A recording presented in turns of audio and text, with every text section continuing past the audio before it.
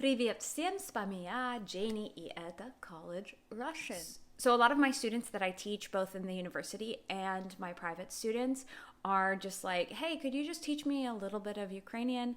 As many of you know, I learned Ukrainian in the summer of 2011. I went over and studied Ukrainian in Western Ukraine in Lviv, and then did a little bit more in Kiev. If you want to learn more about that summer, I'll link down below to the blog that I kept while I was there in Ukraine. It's pretty entertaining to read, and it's just about my journey trying to learn Ukrainian. A lot of people also are nervous that if they meet a Ukrainian, it might be considered disrespectful to just immediately speak to them in Russian, which, yes, especially right now, I think it might be a little bit insensitive. But let's first get a couple of things straight. Firstly, there are Ukrainians who don't actually speak Ukrainian very well. They speak Russian predominantly. And although they are completely fluent in Ukrainian, they understand Ukrainian. They can say words, like you can be like, oh, how would you say this word in Ukrainian? They can tell you. A lot of them really struggle to necessarily like say an entire sentence in Ukrainian or have an entire conversation in Ukrainian. That's a little bit difficult for them. And then vice versa. Over in Western Ukraine, they mainly only speak Ukrainian, and they 100% understand Russian, but it's a little bit of a struggle to get to where they can say entire sentences or have entire conversations in Russian. So this kind of goes both ways. So you kind of don't know which version you're going to get when you meet a Ukrainian. And then there are lots of Ukrainians who can go both ways perfectly. They can speak perfectly in Ukrainian and speak perfectly in Russian. And then keep in mind that there are a lot of Ukrainians who out of principle won't speak Russian. So in today's video, we're going to talk about what you can say when you meet a Ukrainian, to initially speak Ukrainian with them, and then check to see if it's okay if you can switch to Russian because you speak Russian better. Then I'm going to show you just some tips and tricks for how to learn to read Ukrainian, and then a little bit of like grammar and like what to expect, changes that tend to happen if you already speak Russian, what change you can see in Ukrainian, and then just like verb conjugations, and then we'll go and read some news articles and I'll kind of pick them apart grammatically and show you what's going on. Okay, so let's talk about some of those basic words that you might want to say when first meeting a Ukrainian.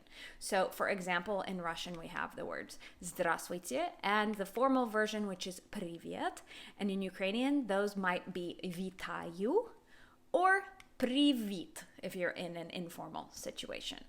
So then the next thing you might want to say to be considerate to their culture as Ukrainians, but also ask for permission to speak Russian is «Вибачте, я не розмовляю українською добре. Можливо, російською». So that's saying, sorry, I don't speak Ukrainian well. Can we speak Russian? And of course, the Ukrainians are going to go, звичайно, or конечно. And again, depending on where they're from in Ukraine, it may be easier or harder for them to have an entire conversation in Russian. Okay, so now let's start learning how to read. Let's talk about some of the consonants that are either pronounced differently in Ukrainian or that maybe Ukrainian doesn't have. They have a different version entirely. So one of the things that gives away a Ukrainian when they're speaking Russian is their g sound. Ukrainians say their g as a h. So they would say something like mnoha instead of mnoga, где instead of где.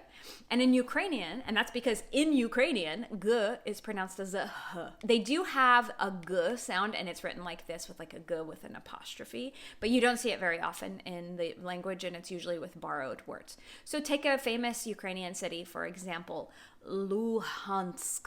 Luhansk. You'll hear the Russian speakers pronounce this as Lugansk, and then the Ukrainian speakers will pronounce this as Luhansk. Another example is the word for friend, druh, druh. And this is why Ukrainian, in my opinion, is a little bit easier or harder to understand because like the endings of words really get swallowed. You can't hear things as clearly as you can in Russian. Another letter that Ukrainian doesn't have is the tvrdy znak, the hard sign. Instead, what they do, and I think it's really, really cool, is this apostrophe. So you'll see this in certain places. It doesn't always line up exactly with the hard sign, but you'll see it, for example, there's the Russian word of vyezd, like an entrance, and then the Ukrainian version is vyezd. Vyezd, and you see the apostrophe there. Another one is the number 5. Russian doesn't have a tvrdy znak in this word, but Ukrainian put that in there. And then this is actually my daughter's middle name. I loved when I saw that how this was written in Ukrainian. I thought it was so cool, and I gave this to my daughter. Mariana. And so it's just, the R is pronounced a little bit longer. Mariana. Okay, so next is vowels in Ukrainian. Okay, this is going to kind of hurt your brain here. Get ready, okay? So the Russian sound I is in Ukrainian written with this letter. The Russian sound E in Ukrainian is written with this letter, which Russian doesn't have. So let's look at an example word. See if you can read that. Россия. There you go. Россия. Great. Let's try another one. Діти. Okay, so this is like super counterintuitive if you speak Russian. Діти. Okay. Then another example, this is another one where there's a switcheroo going on. So the Russian ye in Ukrainian is written like this. And then the Russian in Ukrainian is written like this. So a total switcheroo. So let's read some example words. Тебе. So to say that you love if you want to say I love you to someone, you'd say Я люблю тебе. Я люблю тебе. Another example is вы знаете. So notice that you don't say tie on the ends of words. And that's one of the reasons why Ukrainian kind of flows more. It's kind of a smoother, softer sounding language because there's not so much like a tie kind of thing. So знаете, вы знаете. Okay, another example is the и краткое in Russian can be represented in a couple of different ways in Ukrainian. So you have и краткое, they do also have и краткое, but they also have this, yi, right? And it's specifically written either at the beginning of words or after another vowel. And then they do have the и краткое as well. So, for example, to pronounce this word, їсти, this means to eat, їсти. Another example of a vowel that doesn't exist in Ukrainian is the yo.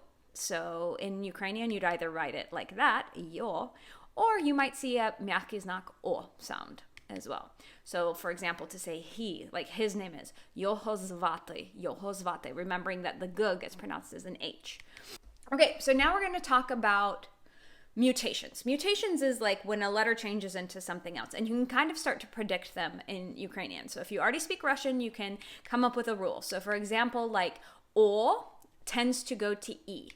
Ye also tends to go to E in Ukrainian. So let's see an example and you try reading it and see if you can guess what the word means. So for example, you're hearing this city a lot in the news. In Russian, it's Lvov, and in Ukrainian, it's Lviv.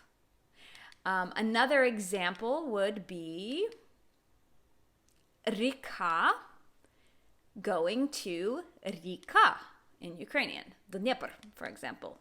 Okay, so now we're going to play a game where you're going to guess. I'm going to give you the word in Ukrainian.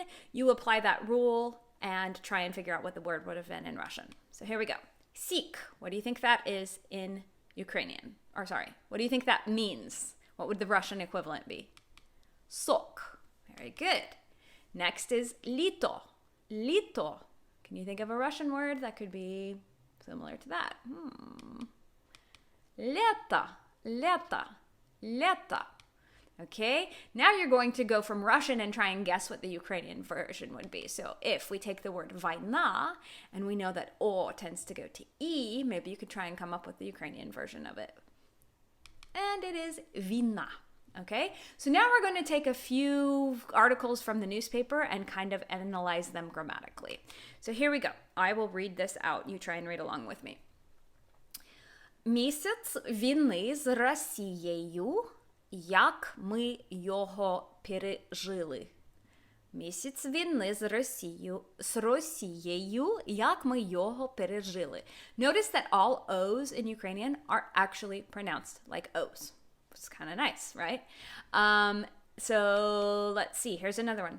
В Україні зросла кількість передчасно народжених дітей, як вони виживають під бомбами. So again, в Україні зросла кількість передчасно народжених дітей. Як вони виживають під бомбами? Another one that has some funny false friends, like words that mean one thing in Russian but a different thing in Ukrainian. So, секс у великому місті. Нудний чи класний? Критики про примеру. Okay, so, великий in Russian means great, and место in Russian means place. So, if you didn't know Ukrainian, this would look like it was like sex in the great place. But it's actually, as you can see from the picture, it's actually sex in the city. And then it's sex in the city. Was it boring or awesome? Critics talk about the premiere of the whatever this new version of it was that they came out with. Okay, so now we're going to talk about verbs. And as you can see, this is a first conjugation verb, so it has like I-ish kind of thing in it. And as you can see, the Russian infinitive is znать, and the Ukrainian is znati. So let's look at what Ukrainian verb conjugations look like. Я знаю, ти знаєш, він знає, или вона знає, ми знаємо, ви знаєте, вони знають. Good. And then here's a second conjugation verb. In Ukrainian, it would be любити, and then я люблю, але, but in the west of Ukraine, this often gets pronounced as я люблю, with the stress on the first syllable. Ти любиш, він любить, ми любимо, ви любите, вони люблять. Okay, and then let's read, see if you can understand what's going on in this article. Діти, яких не люблять батьки, виростають дорослими, які не вміють любити. And the Russian translation of this, and you can kind of see how these words line up, is дети, которых не любят родители, вырастают взрослыми, которые не умеют любить. So children whose parents don't love them grow up to be adults who also don't know how to love. And so notice the word который. It turns into yaki in Ukrainian, and it's an all-purpose word. It can either mean kakoi or который. So it's interchangeable. I think that's kind of cool. Let's see. Super interesting thing with past tense verb. So for example, they're all pretty much the same, except the masculine conjugation, which ends with a v. So for example, він сказав, вона сказала, вони сказали, воно сказало, наприклад. When I was in Lviv, there's a lot of Polish influence in their language, and I remember I heard my friend Uliana's dad say, він ниц не сказав. Сказał. That sounds so Polish. If you know Polish, nic in Polish means nothing. So he was saying, he didn't say anything. Він nic nie сказав. And he said it very Polish. So he said nic, which is the Polish word for nothing. And then instead of really pronouncing the v on the end, it turned into more of a W, which is typical in Western Ukraine. And it's because of the Polish influence. And it comes from this Polish letter, like the L with the little line through it, which is pronounced like a W. So it was very Polish influenced. So here's another newspaper article that we can read. Українка, яку розстріляв російський солдат, лікарі не кажуть, скільки в мені було куль. So there's that word again, який, which is который in this case. So that's going to translate as украинка, которую расстрелял российский солдат. Врачи не говорят, сколько во мне было пуль. I'm sure I'm going to get all sorts of comments underneath. There is no war in Ukraine. Nobody's shooting anybody. Anyway, and whatever. That is all of the Ukrainian for today. Again, check out, I'm going to leave a link to another YouTuber who is a really great Ukrainian teacher. And I'll leave a link to my blog that I wrote while I was in Ukraine learning Ukrainian. Again, the languages are really similar. You're going to have a huge advantage if you already speak Russian. So I highly recommend even just dabbling in it. Just learn to read the alphabet while you're at it and just learn some key words. And then when you meet Ukrainians, you can start out speaking Ukrainian with them and just say, ви бачите, я тільки розмовляю російською, можливо, російською розмовляти. For the most part, Ukrainians, as everybody already knows, they're wonderful, and a lot of them already speak Russian, and they'll be happy to speak Russian with you, but it's always fun to just learn a person's language as a way of showing respect. Ну, це все. That's all for today. Скоро увидимся. Пока-пока.